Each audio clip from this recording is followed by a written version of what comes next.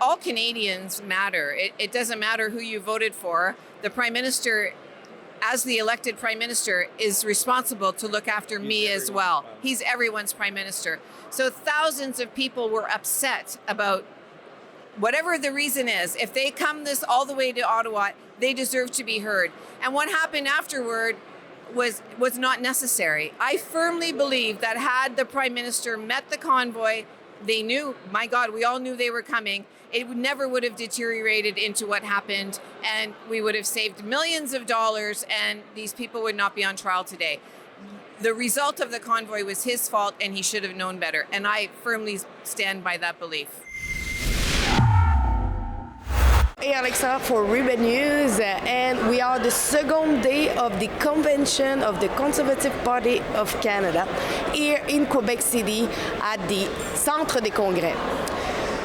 During the opening ceremony, we received a moving speech coming from the retired Lieutenant General Michel Maisonneuve and his wife.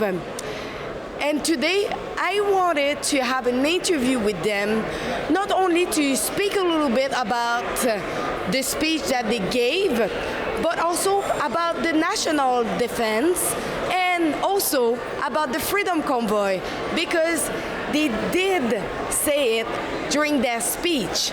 So let's hear what they have to say today. He'll bring home safe streets with jail, not bail, for repeat violent offenders.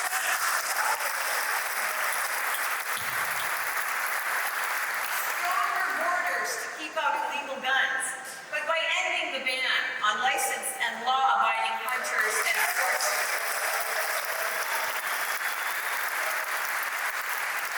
He will protect Canadians. Il ramènera le beau bon sens avec la défense de nos libertés en abrogeant la censure. In sum, he'll bring home the Canada we know and love, where hard work earns a powerful paycheck that buys nutritious food in a decent home and retirement in a safe neighborhood in a safe country. Ramenons le gros bon sens. Friends, we need a leader, a Prime Minister who will lead. And I'm very, very proud to say that I think Mr. Poilievre will do that. He's a Prime Minister who will explain his vision for our country. He will have a vision for the country. He'll explain to Canadians after that why it's important. He's not going to govern with polls. He's not going to appeal to a narrow demographic. But we'll do the courageous things that can make Canada the country it can be.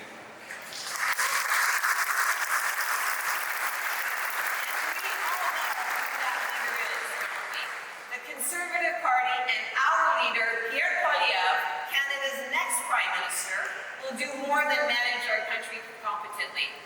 He might seem a bit intense at times, I know, but he is not a dilettante. He's a serious leader who is laser focused on the problems facing Canadians today and who will protect Canadians.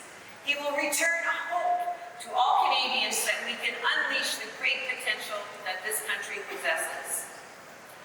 Canadians deserve a country where they can afford to pay for their groceries. Canadians deserve a country where they can bring home powerful paychecks.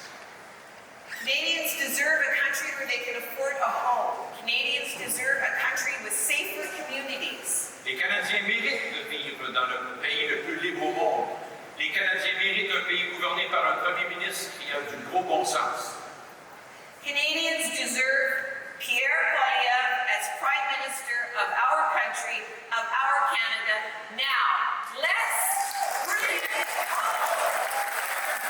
Well, I think it came out in our remarks yesterday. The economy, affordable housing, bigger paychecks. These are all things that are very important. Of course, as two veterans, we also think that the military needs more attention paid to it. Not only in funding, but it needs a Prime Minister who's going to say this is important for Canada, because you can have all the social programs you want. If you don't have security first, then you have nothing. And for you?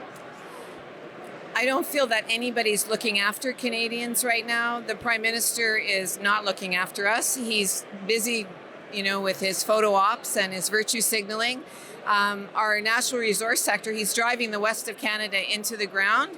And even in the East, our fishermen are suffering too. So somebody's got to start looking after Canadians, and that's the biggest issue. And once they do that, the economy, the defense, and people are laughing at us now in the world, and that never happened before, and that breaks my heart. So that has to be fixed.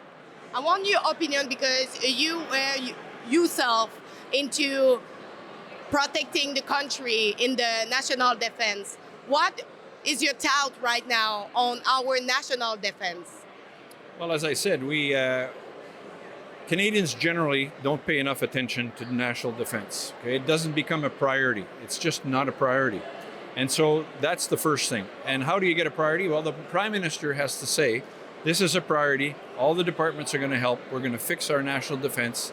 You know, the idea of coming up to 2% is great. It's going to cost a lot of money to do that and a lot of effort. But if we at least had a plan that would, tell us, okay, it's going to take us a few years, and then stable funding, not going up and down, because the military can't deal with that.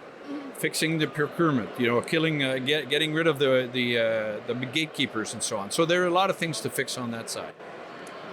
And when I joined, when we served, I was proud to wear the Canadian uniform, and I was proud to have that flag on my shoulder. And I fear that there's less and less to be proud of these days, and we need to fix that so that our young men and women want to wear that uniform again and believe in defending this country, and that has to be fixed. You are one of the only few people in politics to speak about the Freedom Convoy as you did yesterday. I want to have your thought on the topic and also the reaction and the action of Justin Trudeau regarding the Freedom Convoy.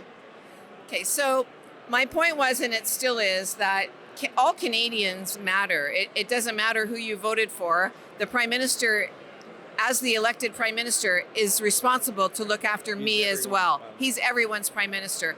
So thousands of people were upset about whatever the reason is. If they come this all the way to Ottawa, they deserve to be heard.